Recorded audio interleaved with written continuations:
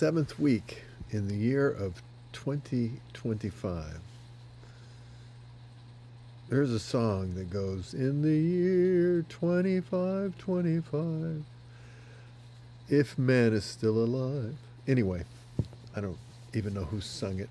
It was just one of those reminiscing moments in my life. I want you to think about something the Lord said when he talked in Luke 14 and verse 26 and on about taking up your cross. And then he said, he gave a little illustration. He said, look, which of you, any person that's going to build a house, doesn't sit down first, count the cost? I want you to think just for a moment about how often we as human beings don't really consider what's being asked of us. Now, I'm not saying that we understand all the things that are going to happen in our life. Certainly, I know Sue and I have talked many times. Had we known everything that was going to happen, we maybe would have taken a different path in life. But so God doesn't show us everything. But there is a sense where we count the cost. We begin in a certain direction, and our focus is to continue by faith in that direction. So I want to talk for the next couple of devotions on this. We begin our relationship with Christ in the love of God, do we not? It was his love that saved us. It's his love that met us where we were at. It's his love that literally reached out and took us out of the pit that we had dug for ourselves. It was God's love. So we begin in love. I just kind of hope that for each and every one of us that we also end in love. There's a interesting verse in Revelation chapter 3 and verse 2 talking to the church at Sardis, and he said, you have a name that you're alive, but you're really dead.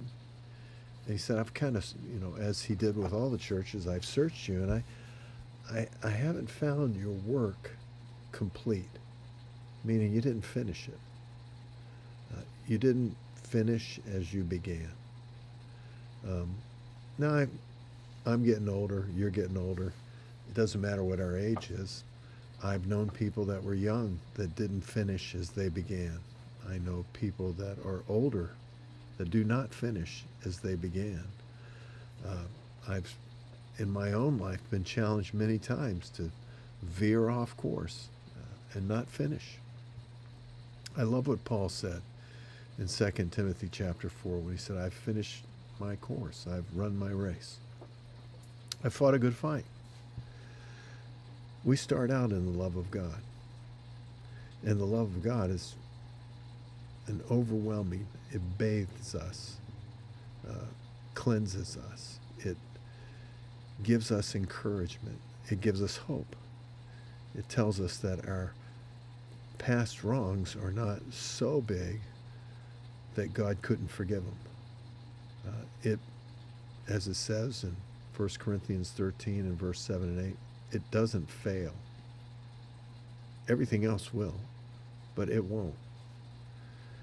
Now, I don't know what's going on in your life. You really don't know what's going on in mine. But I know that in all of our lives, there's something, probably, that we're being challenged to become complacent regarding the love of God.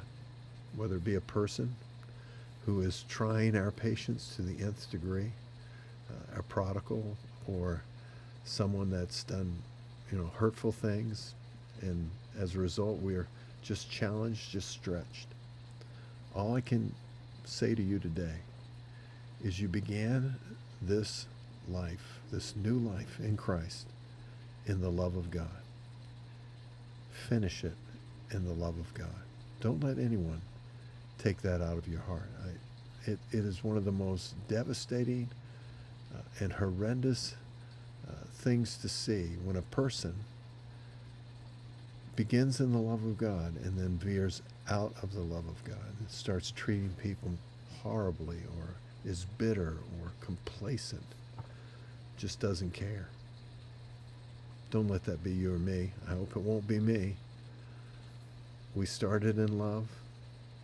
Let's finish it in love. Jesus came as a result of God's love to express that to this world. You know what? He died on that cross expressing God's love for this world. Till next time, friends. God bless you.